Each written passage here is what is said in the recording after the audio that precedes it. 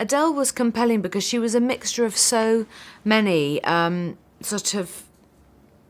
so many complicated things and so many simple things as well. You know, this was a woman who had absolutely lost her way and lost her sense of self, lost her sense of femininity, sexuality, lost her drive, her zest for life because of the sadness that she had experienced. And, you know, she was a sort of a burning flame when she was younger, and to have gone through so much and to have that flame all but put out, you know, struck me as something that was not only incredibly sad, but admirable actually how she had managed to carry on living as much of a life as she did and raising her son. You know, the one thing she was able to do was to be a good parent and to do it very, very well. You know, her child was a really great boy.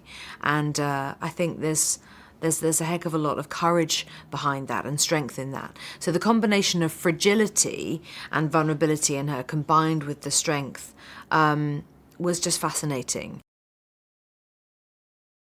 I loved the way that, you know, you put these two people, Frank and Adele, together in the most unlikely of circumstances. And this very natural, very simple thing happens between the two of them, which is that they have a connection. You know, they'd lived for a long time in a certain degree of isolation, hers because she just didn't feel she could go out into the world, and his because he was in prison. But at the same time, what they hoped for in life was to be happy and to find a partner and to have a really simple, just lovely existence.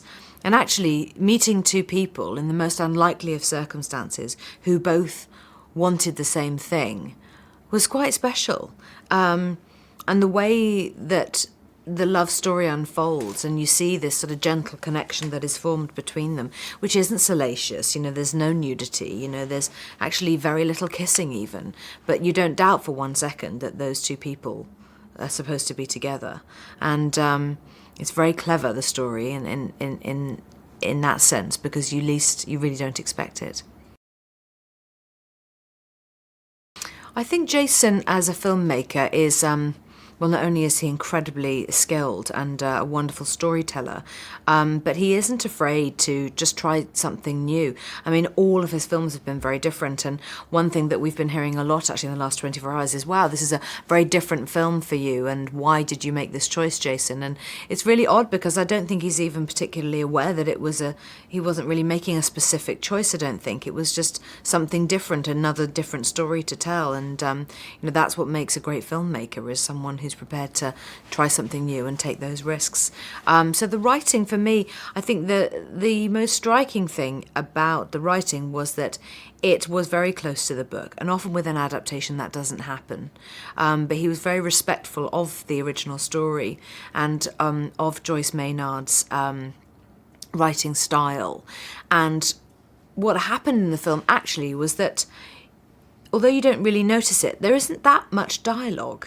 I mean, there isn't as much dialogue as there might have been in a lot of Jason's previous films, particularly Juno, which is all about conversation. But this film, you know, the looks and the pauses were the dialogue, and the camera angles and the way the sweat runs down the side of someone's face.